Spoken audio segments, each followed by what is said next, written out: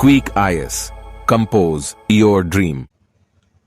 Hello दोस्तों, quick ice में आपका स्वागत है। 69 बीपीएससी का जो पेपर है वो 30 सितंबर को है और हमारे चैनल द्वारा लगातार जो है प्रीवियस ईयर क्वेश्चन डिस्कशन किए जा रहे हैं, क्योंकि यहाँ से प्रीवियस ईयर क्वेश्चन आते भी हैं और हमें एक आइडिया लगता है कि क्वेश्चन किस तरह से पूछे जा सकते हैं। ठीक है, 1992 से लेकर 2022 तक के क्वेश्चन हम लोग डिस्कशन कर रहे हैं और आज हम लोग पॉलिटी के क्वेश्चन डिस्कशन करेंगे और इसका पार्ट 4 है। ठीक है, आप लोग चैनल को सब्सक्राइब कर लीजिएगा, बेल आइकन को प्रेस कर लीजिएगा, जिससे इस तरह क्लास आपको लगातार मिलती रहे। हमारे टेलीग्राम चैनल को कोई ज्वाइन करना चाहता है तो ज्वाइन कर सकता है, उसका लिंक वीडियो के कमेंट में शेयर कर दूंगा। आप वहां से ज्वाइन कर करके वहाँ डेली टेस्ट होता है, डेली आप वहाँ टेस्ट दे सकते हैं और सारे क्लास के पीडीएफ भी वहाँ आपको मिल जाया करेंगे। ठीक है, हम लोग शुरू करते हैं पहले क्वेश्चन की ओर। पहला क्वेश्चन है, संविधान के 73वें संविधान संशोधन का संबंध किससे है। ये क्वेश्चन बीपीएससी में कम से कम अभी तक 20 बार आ चुका है, याद रखिएगा।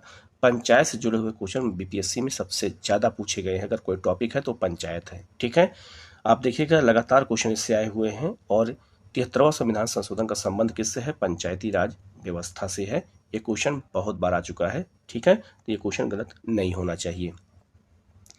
दूसरा क्वेश्चन है, किस संशोधन में समाजवादी पंथ, धर्मनिरपेक्षता, राष्ट्रीय एकता और अखंडता शब्द भारतीय संविधान में जोड़े गए हैं। तो यह 42वें संविधान संशोधन 1976 के द्वारा संविधान में ये सारे शब्द जोड़े गए हैं। अगर आपसे एग्जाम में पूछा जाए कि भारत समाजवादी देश कब बना, तो 1976 में। भारत धर्मनिरपेक्ष देश कब बना, 1976 में। भारत अखंडता शब्द कब बना, या अखंडता शब्द कब जोड़ा गया, 1976 में। तो ये सारे शब्द भी आपसे एग्जाम में अलग अलग इंडिविजुअल पूछे जा सकते हैं, इसलिए इसको अच्छे से याद रखना। 42वां संविधान संशोधन को मिनी कॉन्स्टिट्यूशन भी कहा जाता है। ये भी क्वेश्चन बीपीएससी में ही पूछा गया है। ठीक है, नेक्स्ट क्वेश्चन है, भारतीय संविधान के अनुच्छेद 370 का संबंध किससे था। 370 आज समाप्त हो चुका है, इसका संबंध किससे था, तो जम्मू कश्मीर से था। तो इसका आंसर हो जाएगा ए। ठीक है, जिसे आज हम समाप्त कर चुके हैं। नेक्स्ट है, निम्नलिखित में से कौन लगातार 2 बार राष्ट्रपति रहे हैं। इसमें से कौन है जो 2 बार भारत के राष्ट्रपति रह चुके हैं, तो है डॉक्टर राजेंद्र प्रसाद रह चुके हैं, भारत के 2 बार लगातार राष्ट्रपति रहे हैं। ठीक है, तो इसका आंसर हो जाएगा ए। नेक्स्ट है, बिहार विधानसभा में वर्तमान में कितने सदस्य हैं। तो बिहार की विधानसभा में वर्तमान में कितने सदस्य हैं, 243, 243 सदस्य हैं इस समय बिहार विधानसभा में। ठीक है, तो ये क्वेश्चन भी कई बार बीपीएससी में पूछा गया है। नेक्स्ट है, भारत में प्रधानमंत्री मुख्य हैं। तो भारत में प्रधानमंत्री मुख्य रूप से क्या हैं, तो केंद्र सरकार के मुख्य होते हैं भारत के प्रधानमंत्री। ठीक है, तो इसका आंसर हो जाएगा बी। नेक्स्ट है, निम्नलिखित में से किसको संविधान द्वारा मौलिक अधिकारों को लागू करने की शक्ति दी गई है। संविधान द्वारा किसे मौलिक अधिकारों को लागू करने की शक्ति दी गई है, तो सर्वोच्च न्यायालय और उच्च न्यायालय को। तो याद रखिएगा, भारतीय संविधान का इसे अभिभावक भी कहते हैं और भारतीय संविधान का इसे रक्षक भी कहा जाता है, सुप्रीम कोर्ट को और हाई कोर्ट को। सुप्रीम कोर्ट मौलिक अधिकारों की सुनवाई आर्टिकल 32 के तहत करता है और उच्च न्यायालय आर्टिकल 226 के तहत मौलिक अधिकारों की सुनवाई करता है। तो ये क्वेश्चन इसका हो जाएगा डी। ठीक है, नेक्स्ट है, भारत का राष्ट्रपति किसके द्वारा हटाया जा सकता है। तो भारत का राष्ट्रपति अगर किसी के द्वारा हटाया जा सकता है तो इसका आंसर है संसद द्वारा। आर्टिकल 61 के तहत महाभियोग की प्रक्रिया के द्वारा राष्ट्रपति जो है हटाए जा सकते हैं संसद के द्वारा। ठीक है, दोनों सदनों की कार्यवाही के तहत, जिसे हम याद रखिएगा क्या कहते हैं, तो उसे हम, बहुत इंपॉर्टेंट चीज़ है, उसको हम क्या कहते हैं, तो उसको कहते हैं महाअभियोग कहते हैं। ठीक है, महाभियोग के तहत ही उसे हटाया जा सकता है और महाअभियोग कहाँ से लिया गया है, अमेरिका के संविधान से लिया गया है। नेक्स्ट है, निम्नलिखित में से कौन सा विषय समवर्ती सूची में है। ये क्वेश्चन हमेशा पूछे गए हैं, कौन सा समवर्ती सूची का विषय है, कौन सा किसका विषय है। तो समवर्ती सूची का विषय कौन है, ये बहुत महत्वपूर्ण है और यह है शिक्षा। शिक्षा समवर्ती सूची का विषय है, याद रखिएगा। जबकि कृषि, पुलिस, ये दोनों राज्य सूची का विषय है और रक्षा केंद्र सूची का विषय है, याद रखिएगा। ठीक है, जिस समिति की सिफारिश पर भारत में पंचायती की स्थापना की गई थी उसका अध्यक्ष कौन थे। पंचायत राज व्यवस्था जो स्थापित की गई थी वो किस समिति की सिफारिश पर लागू किया गया था, बलवंत राय मेहता समिति की सिफारिश पर। ये 1957 में ये समिति बनाई गई थी। 1959 में इसने अपनी रिपोर्ट दिया था और इसी आधार पर त्रिस्तरीय पंचायत समिति बनाई गई है। याद रखिएगा, इसका आंसर हो जाएगा सी। नेक्स्ट है, लोकसभा में राज्यवार सीटों का आवंटन 1971 की जनगणना पर आधारित है।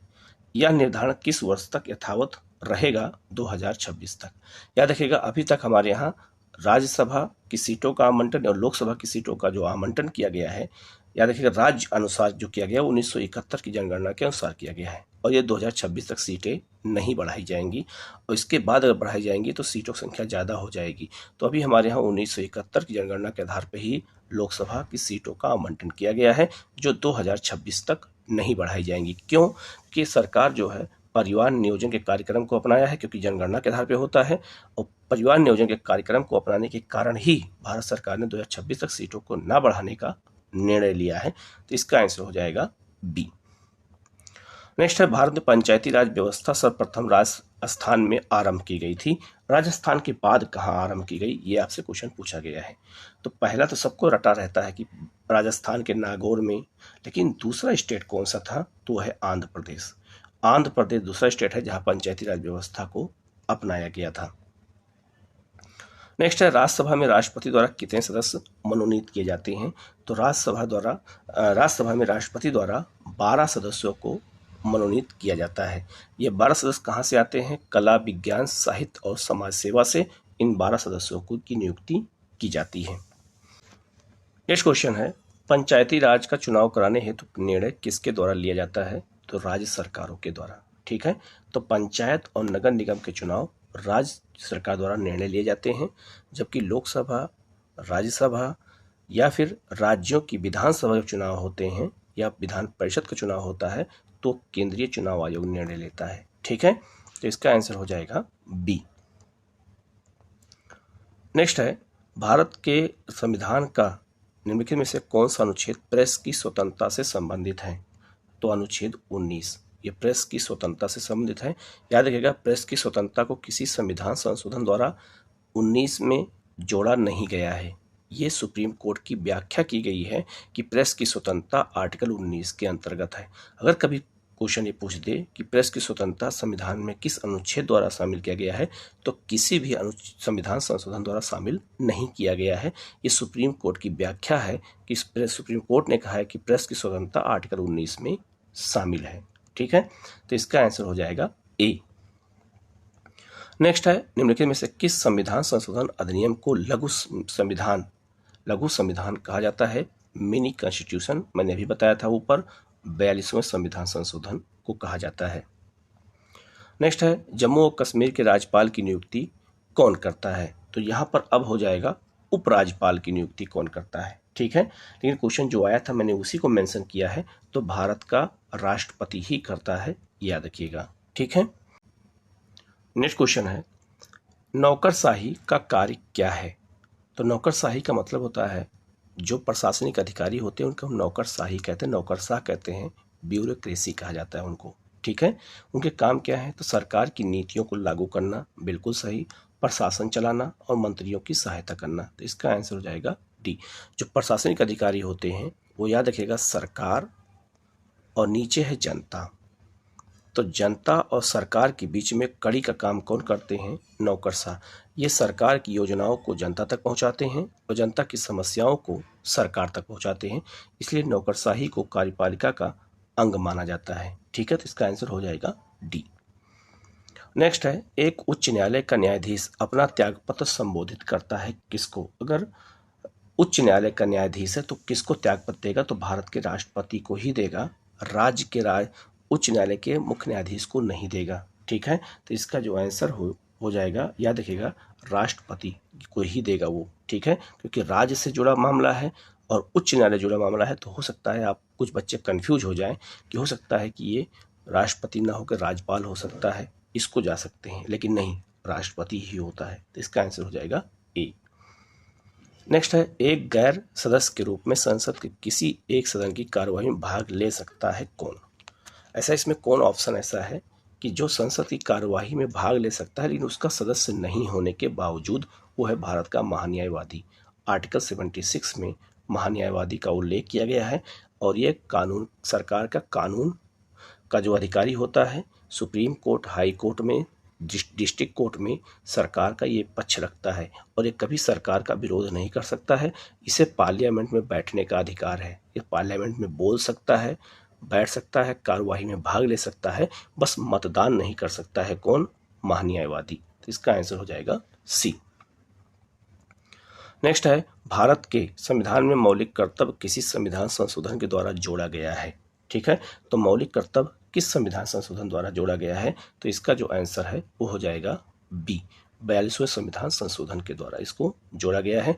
और मौलिक कर्तव्य रसिया, पूर्व सोवियत संघ के संविधान से लिया गया है।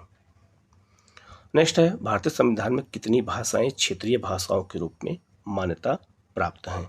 ठीक है, क्या देखिएगा, ये क्वेश्चन जब आया था तो इसका आंसर था डी, लेकिन आज इसका आंसर हो जाएगा 22।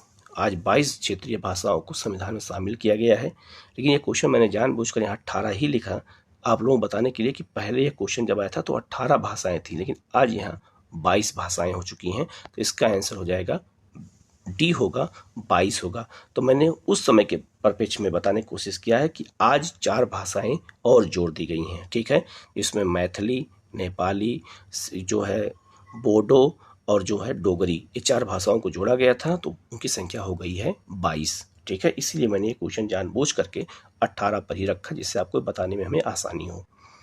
नेक्स्ट है, निम्न शब्दों पर विचार करें। तो निम्न शब्दों पर अगर हम विचार करते हैं, पूछा जा रहा है इनमें सही शब्दों का विचार बताइए, विचारानुसार क्रम बताइए।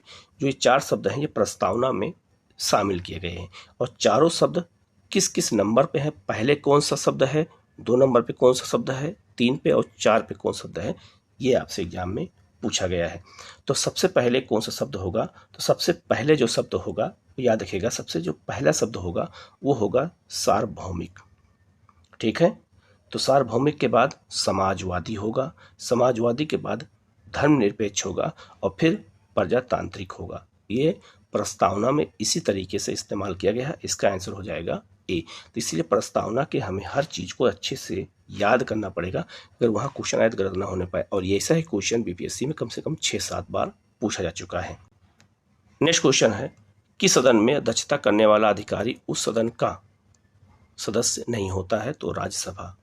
उपराष्ट्रपति राज्यसभा का सदस्य नहीं होता है, वो जो है फिर भी वो चेयरमैन होता है और वो राज्यसभा की सदस्यता अध्यक्षता करता है। तो इसका आंसर हो जाएगा बी। नेक्स्ट है, किस संविधान संशोधन बिल के द्वारा वोट देने की आयु 18 वर्ष की गई थी 21 वर्ष से घटा करके? ठीक है, तो ये क्वेश्चन बहुत ही महत्वपूर्ण है। 21 वर्ष पहले वोट देने का अधिकार था, उसे 18 वर्ष किया गया। कब? तो 61 संविधान संशोधन के द्वारा। इसका आंसर हो जाएगा सी। नेक्स्ट क्वेश्चन है, यदि राष्ट्रपति और उपराष्ट्रपति का पद खाली हो तो भारत के राष्ट्रपति के पद पर कौन होगा? ये क्वेश्चन पूछा गया है कि अगर राष्ट्रपति भी ना हो, उपराष्ट्रपति ना हो, तो भारत के राष्ट्रपति के पद पर कौन बैठेगा? ठीक है, तो जो इसका जो आंसर है वो हो जाएगा भारत के मुख्य न्यायाधीश। तो इसका आंसर हो जाएगा बी। नेक्स्ट है, एक विकास खंड पर पंचायत समिति होती है। ये तो एक विकास खंड पर जो पंचायत समिति होती है वो एक परामर्शदात्री समिति होती है, वो केवल एडवाइज करती है। ठीक है, तो इसका आंसर हो जाएगा सी। नेक्स्ट है, प्रांतीय सरकारों का गठन निम्नलिखित में से किस अधिनियम के तहत किया गया था? तो प्रांतीय सरकारों का जो गठन किया गया था ये किस अधिनियम के तहत किया गया था? ये क्वेश्चन बीपीएससी में पूछा गया है 1935 के अधिनियम के द्वारा। ठीक है, और इसका चुनाव कब किया गया? 1937 में कराया गया था। ठीक है, नेक्स्ट है, भारतीय संविधान में शामिल हैं। तो भारतीय संविधान में 395 अनुच्छेद, 22 भाग और 12 अनुसूचियां शामिल हैं। ठीक है, तो ये उस समय का क्वेश्चन है। लेकिन आज की बात करें हम तो आज 444 अनुच्छेद से अधिक हो चुके हैं, 25 भाग हो चुके हैं और 12 अनुसूचियां हैं। ठीक है, तो ये याद रखिएगा, ये मैंने जानबूझ के क्वेश्चन दिया जिससे आपको पता चले कि क्वेश्चन इस तरह के पूछे गए थे। ठीक है, तो आज का आंसर ये बदल जाएगा। तो इसका आंसर हो जाएगा ए। नेक्स्ट है, राज्यसभा में होते हैं। तो राज्यसभा में कौन होते हैं? ठीक है, तो 250 सदस्य होते हैं, जिनमें से 12 सदस्य भारत के राष्ट्रपति द्वारा मनोनीत किए जाते हैं। ठीक है, ये टोटल की बात हो रही है। 250 सदस्य हो सकते हैं, लेकिन वर्तमान में कितने हैं, तो 245 सदस्य हैं। ठीक है, तो इसका आंसर हो जाएगा सी। नेक्स्ट है, संविधान को 26 जनवरी के दिन लागू करने का निर्णय क्यों लिया गया था? क्योंकि कांग्रेस ने इस तिथि को 1930 में स्वतंत्रता दिवस के रूप में मनाया था 26 जनवरी को। 1929 में कांग्रेस का अधिवेशन लाहौर में हुआ था और उसके अध्यक्ष नेहरू जी थे। ठीक है, जवाहरलाल नेहरू जी थे, उन्होंने यह निर्णय लिया था, उनके अध्यक्षता में निर्णय लिया गया था कि प्रत्येक 26 जनवरी को हम लोग स्वतंत्रता दिवस मनाएंगे। और पहला स्वतंत्रता दिवस कब मनाया गया था, तो 26 जनवरी 1930 को। इसीलिए जब संविधान को लागू किया गया तो 26 जनवरी का दिन ही चुना गया, क्योंकि कांग्रेस के लिए शुभ था, कांग्रेस के लिए ऐतिहासिक क्षण था उनके लिए, इसीलिए 26 जनवरी को दिन ही संविधान को लागू किया गया था। तो इसका आंसर हो जाएगा ए। नेक्स्ट है, लोक लेखा समिति अपनी रिपोर्ट प्रस्तुत करती है किसे? तो लोक लेखा समिति अपनी रिपोर्ट किसको देती है? नियंत्रक एवं महालेखा परीक्षक को। और ये किस अनुच्छेद में है, तो 148 में है। तो इसका आंसर हो जाएगा ए। नेक्स्ट है, निम्नलिखित कथनों में से कौन सा एक कथन सही नहीं है? ठीक है, इनमें कौन सा सही नहीं है? तो याद रखिएगा, जब कभी क्वेश्चन पूछे तो इस तरह के क्वेश्चन में पहले गोला करना है कि क्या पूछा जा रहा है, सही है या सही नहीं है। पहला क्वेश्चन है, धन संपत्ति के मामले में राज्यसभा शक्तिहीन है। बिल्कुल सही है। धन विधेयक की शुरुआत राज्यसभा में की जाती है, गलत है, यही इसका आंसर हो जाएगा बी। धन विधेयक की शुरुआत लोकसभा में की जाती है, राज्यसभा के पास इसके पास अधिकार नहीं है और ये केवल 14 दिन के अंदर पास करके भेज सकती है। अगर नहीं पास भी करती है तभी उसे हम पास मान लिया जाता है। ठीक है, तो इसका आंसर हो जाएगा बी। नेक्स्ट है, भारतीय संविधान द्वारा प्रदत्त निम्नलिखित में से कौन सा अधिकार गैर नागरिकों को भी प्राप्त है? कौन गैर नागरिक, मतलब जो देश के नागरिक नहीं है फिर भी उन्हें वो अधिकार दिया गया है? तो संवैधानिक निराकरण का अधिकार, आर्टिकल 32।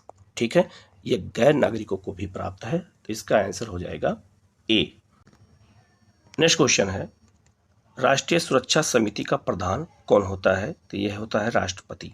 लेकिन राष्ट्रीय सुरक्षा समिति का सलाहकार कौन होता है? तो प्रधानमंत्री होता है। तो इसका आंसर हो जाएगा सी। नेक्स्ट है, किस अनुच्छेद के अनुसार भारत के राष्ट्रपति द्वारा राष्ट्रीय आपातकाल की घोषणा की जाती है? आर्टिकल 352 के द्वारा। तो इसका आंसर हो जाएगा ए। नेक्स्ट है, निम्नलिखित में से कौन सा कथन सही नहीं है? ठीक है, तो पहला ऑप्शन है, सर्वोच्च न्यायालय का गठन 1950 में किया गया था। बिल्कुल सही। सर्वोच्च न्यायालय देश की उच्चतम अदालत है जिसमें अपील की जा सकती है। बिल्कुल सही। सर्वोच्च न्यायालय कोर्ट मार्शल को छोड़ अन्य किसी भी उच्च न्यायालय या अदालतों की सुनवाई कर सकता है। बिल्कुल सही है। अगला है, सर्वोच्च न्यायालय कोर्ट मार्शल के साथ अन्य किसी भी उच्च न्यायालय या अदालतों की सुनवाई कर सकता है। ये गलत है, कोर्ट मार्शल की सुनवाई सुप्रीम कोर्ट नहीं करता है। तो इसका आंसर हो जाएगा डी। नेक्स्ट है, राज्य सरकारों का संवैधानिक प्रमुख कौन होता है? तो संवैधानिक प्रमुख राज्य सरकारों का कौन होता है? राज्यपाल होता है। तो इसका आंसर हो जाएगा बी। नेक्स्ट है, लेखा अनुदान बना है। तो लेखा अनुदान क्या है?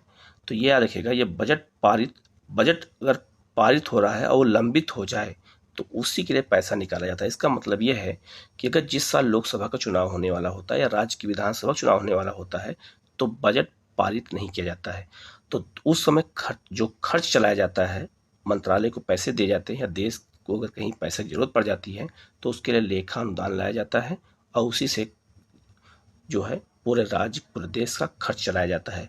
जब नई सरकार बन जाती है, बजट पास हो जाएगा, तब बजट के अनुसार काम किया जाएगा। तो एक तरह से कह सकते हैं ये बजट का एक विकल्प होता है। तो इसका आंसर हो जाएगा सी। नेक्स्ट क्वेश्चन है, भारत सरकार का कौन सा अधिकारी सदस्य न होते हुए भी भारतीय संसद की कार्यवाही में भाग लेने का अधिकारी हो सकता है या अधिकार रखता है? तो महान्यायवादी। इसकी चर्चा मैंने ऊपर भी किया था, ये क्वेश्चन कई बार रिपीट कर चुका है। नेक्स्ट है, भारतीय संविधान के भाग 4 में दिए गए निर्देशक सिद्धांतों में निम्न में से कौन सा सूचीबद्ध है? ठीक है, तो निर्देशक तत्वों की हम बात करते हैं तो उसमें कौन कौन सा सूचीबद्ध किया गया है, उनमें किसका उल्लेख है? तो पहला है समान कार्य के लिए समान वेतन। बिल्कुल सही। समान नागरिक संहिता, ये भी बिल्कुल सही है। ठीक है, छोटे परिवार का मानदंड, ये इसमें प्रावधान नहीं किया गया है। प्राथमिक स्तर पर मातृभाषा में शिक्षा, इसका भी उल्लेख नहीं किया गया है। तो 1 और 2 इसका आंसर हो जाएगा बी। नेक्स्ट क्वेश्चन है, उन मौलिक अधिकारों का चयन करें जो भारतीय नागरिकों को प्राप्त है परंतु गैर नागरिकों को प्राप्त नहीं है। जो विदेशी हैं उन्हें कौन से मौलिक अधिकार है जो प्राप्त नहीं है, केवल भारतीय नागरिकों को अधिकार प्राप्त है। इन 4 अधिकारों में से आपसे पूछा गया है। तो पहला अगर हम बात करें तो पहला ऑप्शन है भाषण और अभिव्यक्ति की स्वतंत्रता। ये बिल्कुल सही है, ये विदेशियों को प्राप्त नहीं है, ये केवल भारतीयों को प्राप्त है। ठीक है। दूसरा है कानून के समझ समता, ये विदेशियों को प्राप्त है, तो ये नहीं होगा। अल्पसंख्यकों के अधिकार, ये जो है अगर हम इसकी बात करते हैं तो ये केवल भारतीय नागरिकों को प्राप्त है। जीवन और स्वतंत्रता का अधिकार विदेशियों को प्राप्त है। ठीक है। तो इसका आंसर हो जाएगा 1 और 3, तो इसका आंसर हो जाएगा ए। ठीक है। नेक्स्ट क्वेश्चन है, भारत में ब्लॉक स्तर पर बनी पंचायत समिति केवल, तो केवल क्या काम करती है, तो केवल वो एक तरह से समन्वय और पर्यवेक्षी प्राधिकारी है, सलाह देने का काम करती है, बाकी उसका कोई काम नहीं है। वो एक कोऑर्डिनेट करती है पंचायत और जिला स्तर के अधिकारियों पर या प्रधान पर। इसका आंसर हो जाएगा सी। नेक्स्ट है, उच्चतम न्यायालय की व्यवस्था के अनुसार निजी भवनों के ऊपर राष्ट्रीय झंडे को फहराना के तहत हर नागरिक का मौलिक अधिकार है। अगर किसी निजी बिल्डिंग के, अगर आपके घर के ऊपर तिरंगा झंडा फहर रहा है तो किस अधिकार के तहत, वो कौन सा अधिकार है, तो संविधान का अनुच्छेद 19(1)(a) के तहत आपके निजी भवन पर राष्ट्रीय झंडा फहराया जा सकता है। तो ये क्वेश्चन काफी महत्वपूर्ण है, याद रखिएगा। ठीक है।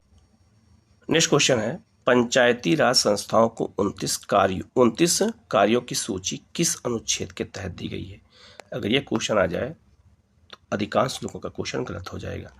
29 विषय दिए गए हैं पंचायतों को, लेकिन किस अनुच्छेद में, 243H में या 243E में या 243F में या 243G में। ये क्वेश्चन अगर आ जाए तो गलत होने का चांस ज़्यादा हो जाएगा, तो इसको रट लीजिएगा आप लोग बिल्कुल। आर्टिकल 243G में ये प्रावधान दिया गया, तो इसका आंसर हो जाएगा डी। ठीक है। तो याद रखिएगा, पंचायत को जो है 29 विषय दिए गए हैं 73वें संविधान संशोधन के द्वारा। नेक्स्ट है, एक नया राज्य बनाने के लिए संवैधानिक संशोधन के लिए कैसा बहुमत चाहिए। अगर एक नया राज्य बनाना हो तो कैसा बहुमत चाहिए। ठीक है। तो साधारण बहुमत चाहिए, इसमें और कोई नहीं, साधारण बहुमत के तहत राज्य को बनाया जा सकता है। नेक्स्ट है, भारतीय संविधान की प्रस्तावना में समाजवादी शब्द किस संशोधन के द्वारा जोड़ा गया है। 42वें, मैंने कई बार बताया, तो 1976 के तहत जो है समाजवादी शब्द को जोड़ा गया। और हमारा देश समाजवादी कब बना, तो 1976 में बना है, तो इसका आंसर हो जाएगा ए। नेक्स्ट है, भारत के राष्ट्रपति अपनी शक्तियों का प्रयोग करते हैं, कैसे करते हैं, तो याद रखिएगा ये बहुत ही महत्वपूर्ण क्वेश्चन है। ठीक है। और ये हो जाएगा उपयुक्त में से एक से अधिक, मंत्रिमंडल के द्वारा, प्रधानमंत्री द्वारा और मंत्रियों के द्वारा। तो इसका आंसर बी सी डी तीनों हो जाएगा, तो इसका आंसर हो जाएगा ई। नेक्स्ट है, निम्नलिखित में से किस कमेटी आयोग ने न्याय पंचायत बनाने की सिफारिश की थी। ठीक है। किस कमेटी ने न्याय पंचायत बनाने की सिफारिश किया था, तो अशोक मेहता कमेटी ने 1977। याद रखिएगा ये बहुत ही महत्वपूर्ण है। तो न्याय पंचायत का प्रावधान किसने किया था, अशोक मेहता समिति ने कहा था कि न्याय पंचायत बनाने की सिफारिश किया था। ये क्वेश्चन बहुत ही महत्वपूर्ण है, इसको याद रखिएगा। ठीक है।